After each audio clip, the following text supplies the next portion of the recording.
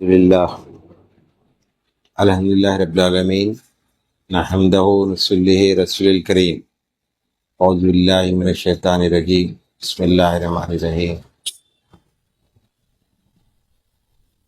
اللہم صلی علی سیدنا محمد کما صلیت علی ابراہیم وعلی آل ابراہیم انکا حمید مجید۔ ہر اتوار کی طرح ہم اس ہفتے میں بھی ہم انشاءاللہ خطبات غوث پاک سرکار کا جو درس جاری رکھے ہوئے ہیں اور اس خطبے کو ہم یہاں سے بیان کریں گے۔ جو پچھلے خطبہ ہم مجلس نمبر 44 کا بیان جاری تھا، جس میں سے دوسری قسط آخری ہے، انشاءاللہ تعالی ہم اس کو ختم کریں گے۔ بسم اللہ الرحمن الرحیم۔ جب بندے کا قلب حق تعالیٰ کے قابل بن جاتا اور اس میں اس کا قرب جگہ پکڑ جاتا ہے، تب اس کو اطراف عالم میں حکومت و بادشاہی عطا کی جاتی اور مخلوق کی ایذاؤں پر صابر بن کر ان کو خدا کی طرف بلاتا رہتا، اس کے حوالے کر دیا جاتا ہے، اور باطل کو بدلنا اور حق کو ظاہر کرنا اس کو سونپ دیا جاتا ہے۔ حق تعالیٰ ہی اس کو عطا فرماتا اور اس کو سب سے بے نیاز بنا دیتا ہے، کیونکہ جب وہ عطا فرماتا ہے تو پورا تونگر بنا دیتا ہے کہ حکمتوں سے اس کا پیٹ بھر دیتا ہے۔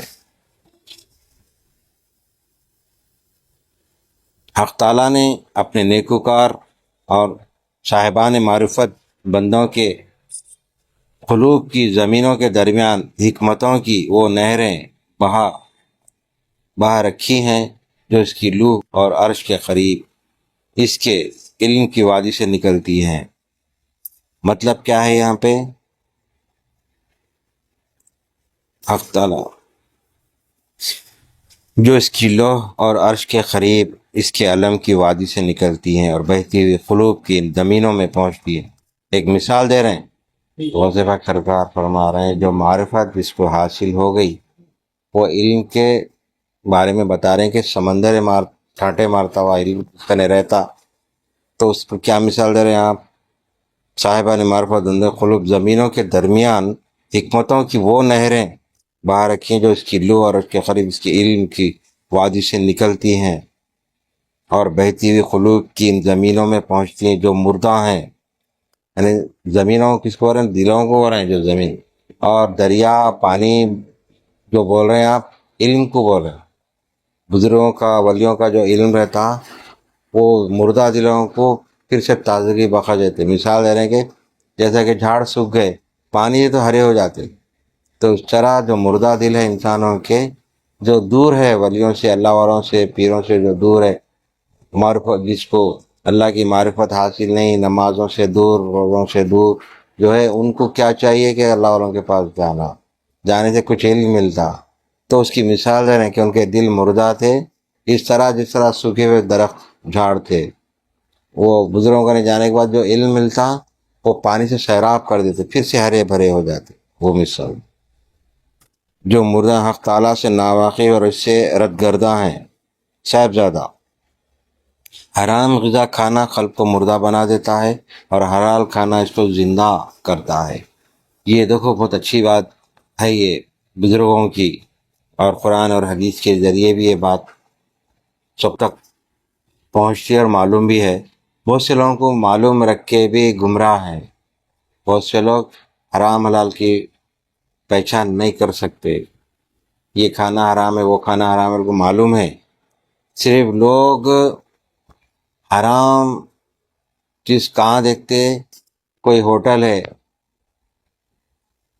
ہے جیسا کہ ہوٹل میں کیا مل رہا، وہ ذبح کرے یا بغیر ذبح کے مل رہا کیا ہوٹل میں، یہ دیکھتے ہو لوگ۔ مگر ساری زندگی لوگوں کو ڈبا کے، دھوکے دے کے، لوگوں کو ستا کے جو حرام مال کھاتے اس پہ دھیان نہیں جاتا۔ تو بولو بعد میں بولو۔ تو حرام اور حلال کی جو پہچان ہے یہ ضروری ہے کہ ہم جو کما رہے ہیں کیا حق حلال کا ہے یا حرام کا، اس پہ توجہ دینا ہے۔ ہوٹلوں میں جا کے دیکھ رہے ہیں کہ وہ حرام کٹا ہوا ہے یا حلال کٹا ہوا ہے، وہ کمال نہیں ہے۔ لوگوں کا جو مال ہڑپ رہے ہیں، نمازاں برابر پڑھ رہے ہیں، روزے بھی رہ رہے ہیں، حج بھی کر رہے ہیں، عمرے بھی کر رہے ہیں، تو اس سے کوئی فائدہ حاصل ہونے والا نہیں ہے۔ اور اسی لیے بار بار بزرگ دن کیا بولتے کہ علم والوں کے نے جاؤ، اللہ والوں کے نے جا کے بیٹھو، علم حاصل کرو، تاکہ تمہاری عقل، تم کو شعور صحیح ملے۔ عقل بھی ہے، شعور بھی ہے، مگر حرام کام میں پیچھے ہٹ جاتا ہے، عقل بھی پیچھے ہٹ جاتی، شعور بھی ختم ہو جاتا، وہاں پہچان ختم ہو جاتی ہے۔ تو بزرگوں کا نے جانے سے، ان کے علم لینے سے ہمارے جو دماغ ہے، ہماری جو عقل ہے، صحیح کام کرنے لگ جاتی۔ ورنہ علم نہیں لینے سے عقل تو سب کو ہے، جانور کو بھی ہے، کتے کو بھی ہے، بلی کو بھی ہے عقل۔ کتے کو بھی معلوم اس کو کیا کھانا ہے، جا کے کھا لے گیا تھا۔ بلی معمولی چھوٹی سی جانور ہے، اس کو بھی معلوم ہے کہ کیا ہڈیاں کھانا کیا نہیں کھانا، پتھر تو نہیں کھاتی۔ تو اس طرح عقل تو ہے سب کو کھانے پینے کی، مگر اللہ تعالیٰ انسانوں کو اشرف المخلوقات بنایا، سب میں افضل بنایا، مخلوقات میں افضل بنایا۔ تو انسان اپنے آپ کو افضل نہیں سمجھتا، جانور سے بدتر سمجھتا۔ کچھ انسان، کچھ علم والے ہیں جو اپنے آپ کو بچا کے رکھے، حرام چیزوں سے بچا کے رکھے، تھوڑا ہی لیں گے مگر حلال کمائیں گے۔ بہت سے لوگ علم رکھتے ہیں دنیاوی، مگر حرام حلال کی پہچان نہیں رکھتے، بلکہ ان کی عقل یہ کام کرتی، ارے وہ تو میرا حق ہے، اور میں تو اسے کھینچ کے کھاؤں گا کیونکہ میرا حق ہے، وہ میں لے لوں گا اس سے۔ تو ان کی عقل یہ کام کرتی، جبکہ وہ حرام ہے۔ تو ان کے دماغ میں شیطان یہ ڈالتا ہے کہ تم جو لے رہے ہیں وہ صحیح کر رہے ہیں، تم جو کام کر رہے ہیں صحیح کر رہے ہیں، غلط نہیں کر رہے۔ تو ان کو یہ پرکھ نہیں رہتی۔ اگر وہ ان بزرگوں کے نہیں گئے، اللہ والوں کے نہیں گئے، بیٹھے علم حاصل کرے، تقوی پہ چلے، حلال کمائے، تو ان کا دل بھی صحیح گواہی دیتا، ان کی عقل بھی صحیح کام کرتی۔ ورنہ حلیے تو بہت خوبصورت حلیے ڈال کے پھرتے لوگ، اپنے چہروں کو بھی خوبصورت بنا کے پھرتے لوگ، مگر حرام حلال کی پہچان ہونا ضروری ہے۔ ایک لقمہ ہے جو تیرے قلب کو منور بناتا ہے، اور ایک لقمہ ہے جو تجھ کو ان دونوں سے بے رغبت بنا دے گا، اور ایک لقمہ ہے جو تجھ کو ان کے پیدا کرنے والے وحدہ لا شریک کا خواہش مند بنا دے گا۔ دیکھو، حرام غذا تجھ کو دنیا میں مشغول کرے گی اور معصیتوں کی محبت دلائے گی۔ بول لو 5 ورڈ۔ حرام غذا تجھ کو دنیا میں مشغول کرے گی اور معصیتوں کی محبت دلائے گی، اور مباح غذا تجھ کو آخرت میں مشغول کرے گی اور طاعت کی محبت پلائے گی۔ یعنی کیا فرما رہے ہیں آپ؟ حرام غذا تجھ کو دنیا میں مشغول کر دے گی، یعنی حرام کھاتے کھاتے کھاتے اکثر سننے میں آتا ان کی زمین انہوں کھا گئے، ان کا گھر انہوں کھا گئے، ان کو کاروبار میں ڈبا کے بھاگ گئے، تو انہوں اس میں پرفیکٹ ہو جاتے، ایک دم پرفیکٹ ہو جاتے۔ حرام مال کمانے میں ان کے پاس ٹرکس آ جاتے، جھوٹ بولنے کے اور اس کو پھنسانے کے ایسے ٹرکس آ جاتے کہ وکیل بھی خاموش ہو جاتا، جج بھی خاموش ہو جاتا۔ تو اللہ تعالیٰ ان میں صلاحیت دے دیتا، کیونکہ ان کی نیت یہی تھی۔ کسی انسان کی نیت چور بدماش کی حلیے پہ نہیں جانا، خاندان پہ نہیں جانا، کوئی بھی انسان کچھ بھی کر سکتا ہے۔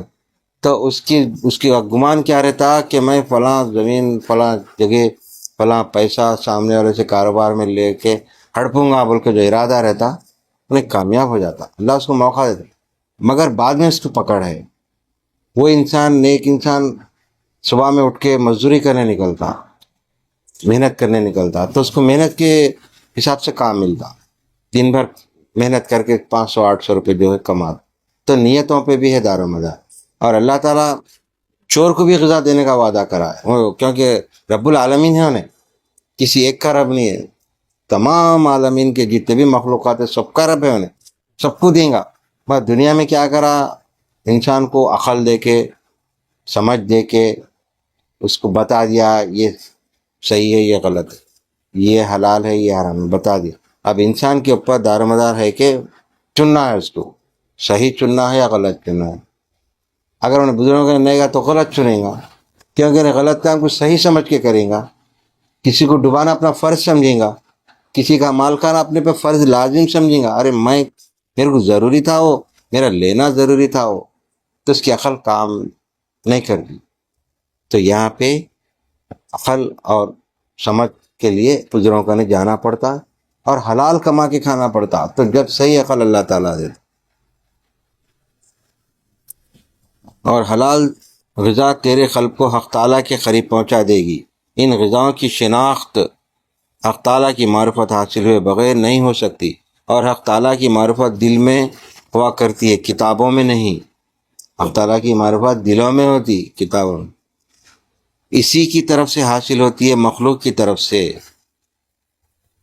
نہیں ہوتی. حق تعالیٰ کی معرفت اس کے حکم پر عمل کرنے کے بعد ہی حاصل ہوتی ہے. سچا سمجھنے اور سچا بننے کے بعد حق تعالیٰ کو یکتا سمجھنے اور اس پر اعتماد رکھنے کے بعد اور ساری مخلوقات سے باہر نکل جانے کے بعد حق تعالیٰ کی معرفت کیوں کر حاصل ہو سکتی ہے. یعنی حق تعالیٰ کی جو معرفت ہے، حلال کام کرنے سے، حلال کھانے سے معرفت حاصل ہوگی. حرام مال ڈالتے ڈالتے پیٹ میں معرفت حاصل کبھی نہیں ہو سکتی. جب کہ تجھ کو کھانے پینے پہننے اور جمع کرنے کے سوا کسی چیز کی معرفت و شناخت ہی نہیں، اور جس طرح بھی مزے حاصل ہو جائیں، یعنی حلال طریقے سے ہوں یا حرام سے، تجھ کو باک نہیں. کیا تو نے جناب یعنی انسان کھانا پینا اپنی بیوی کے ساتھ جمع کرنا یہ تو ہر انسان کرتا، تو اس کے لیے حلال کیا ہے حرام کیا ہے یہ پرکھ ہونا ضروری ہے. حرام طریقے سے بھی ہو رہا جو ابھی اس میں لکھا ہوا ہے، کھانا پینا عورت کے ساتھ حرام بھی ہوتا حلال بھی ہوتا، تو پرکھ ہونا. کیا تو نے جناب رسول اللہ صلی اللہ علیہ وسلم کا ارشاد نہیں سنا کہ جس کو اس کی پرواہ نہ ہوئی کہ اس کا کھانا پینا کہاں سے آ رہا ہے، اس کی حق تعالیٰ بھی پرواہ نہ کرے گا کہ جہنم کے کسی دروازے سے بھی اس کو دوزخ میں داخل فرمائے. کچھ گفتگو کرنے کے بعد شیخ نے فرمایا، حضور پاک صلی اللہ علیہ وسلم اس کی تفسیر بیان کر کے پھر فرمایا، پس تو ساری چیزوں سے بے پرواہ ہو جا اور کسی شے کی طرف بھی نگاہ نہ اٹھا، نہ اس کے کہ تو ان کی سمجھ کے موافق باتیں کرے اور دلداری کی ان پر خیرات کرے. جناب رسول اللہ صلی اللہ علیہ وسلم کے اس ارشاد پر عمل کرے کہ لوگوں سے مدارت کرنا بھی صدقہ ہے. اپنے پروردگار کی عطیہ قرب و ولایت میں سے کچھ ان کو بھی دے، اور اس نے اصلاح حال کی جس نعمت سے تجھ کو نواز رکھا ہے اس کی ان پر سخاوت کرے، ان کے ساتھ نرمی اور شفقت کا برتاؤ رکھے، اور اپنا پہلوان کے لیے کوئی چیز تجھ کو خدا سے غافل بنائے اور نہ مخلوق تجھ کو اسے چھڑا کر اپنا پابند بنائے، بجز اس کے کہ تو ان کی سمجھ کے موافق باتیں کرے اور دلداری کی ان پر خیرات کرے. جناب رسول اللہ صلی اللہ علیہ وسلم کے اس ارشاد پر عمل کرے کہ لوگوں سے مدارت کرنا بھی صدقہ ہے. یعنی لوگوں کو صلاح مشورہ دینا، صحیح مشورہ دینا، صحیح ان کو راستے پہ لگانا بھی صدقہ ہے. اپنے پروردگار کی عطیہ قرب و ولایت میں سے کچھ ان کو بھی دے، اور اس نے اصلاح حال کی جس نعمت سے تجھ کو نواز رکھا ہے اس کی ان پر سخاوت کرے، ان کے ساتھ نرمی اور شفقت کا برتاؤ رکھے، اور اپنا پہلا ان کے لیے نرم بنائے اور اکڑے نہیں، کہ تیرا خلق منجملہ اخلاق خداوندی کے اور تیرا کام امر الہی سے ہو جائے گا. مشائخ دو قسم کے ہیں، ایک مشائخ شریعت اور ایک مشائخ معرفت. شیخ شریعت تجھ کو مخلوق کے دروازے پر لے جائے گا کہ معاملات و مدارت پر لطف زندگی کا طریقہ سکھائے گا. یعنی شریعت والے کیا کریں گے؟ شریعت کی باتیں بتائیں گے، تم فلاں کام کرو یا مسجد میں امامت کرو کچھ مل جاتا ہے. اور شیخ طریقت تجھ کو قرب خداوندی کے دروازے کا راستہ دکھائے. دیکھو شیخ معرفت جس کو اللہ کی معرفت حاصل ہے وہ پیر تم کو کیا کہہ رہے ہیں؟ ڈائریکٹ اللہ سے ملانے کا تعلیم دیں گے، بتائیں گے طریقے. پس ضرورت دونوں کی ہے کہ اول ایک ہاتھ سے شیخ الحکم یعنی عالم شریعت کا دامن پکڑے، اور پھر دوسرے ہاتھ سے عارف کا، یعنی وہ بھی ضروری ہے، شریعت کی بھی پابندی ضروری ہے. بغیر نماز کے یعنی انسان ادھورا ہے. نماز کیا ہے؟ بنیاد ہے. جیسا کہ ایک بلڈنگ بنانا ہے تو بنیاد ضروری ہے، فاؤنڈیشن. تو جب معرفت حاصل ہونا ہے اللہ کی تو پہلے شریعت پہ عمل کرنا پڑے گا. میں کیا بولتا ہوں تم لوگ بار بار نمازیں کثرت سے پڑھا کرو, پورے 5 ادا کر کے بھی نوافل کثرت سے ادا کرو. اتنے ادا کرو گے تم یاد ہی مت رکھو کہ کتنے نماز پڑھے, کیونکہ اللہ تم کو بے شمار نعمتیں دے رہا تو اس کو پھر بتا کے دکھا کے یاد کر کے نماز کیوں پڑھتے کہ میں اتنے رکعت. تو وہ ضروری ہے, شریعت ضروری ہے. اس کے علاوہ پیر طریقت کے پاس بھی جا کے علم حاصل کرنا اور بھی اچھی بات ہے, سونے پہ سہاگا, تاکہ اللہ کی معرفت حاصل ہو جائے. پھر دوسرے ہاتھ سے عارف کا, یعنی ایک ہاتھ شریعت کا پکڑو ایک عالم سے, پھر دوسرا ہاتھ عارف کا ہاتھ پکڑو, انہیں جو اللہ کو جاننے والا. دو دروازے ہیں جن میں داخل ہوئے بغیر تجھ کو چارہ نہیں, دروازہ مخلوق اور دروازہ خالق, دروازہ دنیا اور دروازہ آخرت. یہ اول مخلوق کا دروازہ ہے اور دوبارہ حق تعالی شانہ کا دروازہ. جب تک تو پہلے دروازے سے گزر نہ جائے گا دوسرا دروازہ تجھ کو نظر نہ آئے گا. دیکھو, اپنے خلق سے دنیا کی محبت و تعلق سے باہر نکلا تاکہ آخرت میں داخلہ نصیب ہو. شیخ شریعت کا خادم بن یہاں تک کہ وہ تجھ کو شیخ طریقت کے پاس پہنچا دے. مخلوق کے ساتھ وابستگی سے باہر نکل کے حق تعالی شانہ کی تجھ کو معرفت حاصل ہو. یہ درجات ہیں کہ ایک درجہ دوسرے درجے کے بعد ہے, اور دونوں ایک دوسرے کی ضد ہیں کہ اکٹھا بھی نہیں ہو سکتے. جب دوسرے درجے کے بعد ہیں, دوسرے ایک دوسرے کی ضد ہیں. یہ سب چیزیں باہم مخالف ہیں, پس سب کو جمع کرنے کا طالب گار مت بن کہ اس کی ہوس میں تیرے ہاتھ نہ یہ آئے گا نہ وہ. اپنے خلق کو جو کہ خدا کا گھر ہے خالی کر کہ کسی دوسرے کو اس میں نہ چھوڑ. جبکہ فرشتے اس گھر کے اندر نہیں جاتے جس میں کوئی تصویر ہو, تو حق تعالیٰ تیرے قلب کے اندر کیوں کر داخل ہوگا. یعنی جس بندے کے دل میں دنیا اور مخلوق بیٹھی ہوئی ہے تو اللہ اس کے دل میں کیسا آئیں گا, جبکہ اس میں بہتری مورتیں اور بت موجود ہیں, اس کے سوا ہر چیز بت ہے. پس بتوں کو توڑ, مطلب یہ کہ اپنے دل میں جو تمنا ہے خواہشیں دنیا کی رکھے اس کو چھوڑو پورا. بس بتوں کو توڑ اور اس کے گھر کو پاک صاف کر کے گھر والا گھر میں نظر آئے, اور تو عجائبات دیکھے کہ اس سے پہلے نہیں دیکھے تھے. یا اللہ ہم کو توفیق دے اس روش کی جو تجھ کو ہم سے راضی بنا دے, اور ہم کو عطا فرما دنیا میں بھی بھلائی اور آخرت میں بھی بھلائی. تو یہاں پہ خطبہ ہم 44 کا جو 44واں جو قسط تھی یہاں پر ختم ہو گیا. انشاءاللہ آئندہ ہم مجلس نمبر 45 کو ہم آگے بڑھائیں گے انشاءاللہ. یہاں سے اللہ سے دعا کرتے ہیں پاک پروردگار ہمارے خطاؤں کو غلطیوں کو معاف فرما, گناہوں کو معاف فرما, ہماری اس محفل مجلس کو قبول اور مقبول فرما. بفضل سبحانک رب العزت عما یصفون والسلام علیکم والحمد للہ رب العالمین.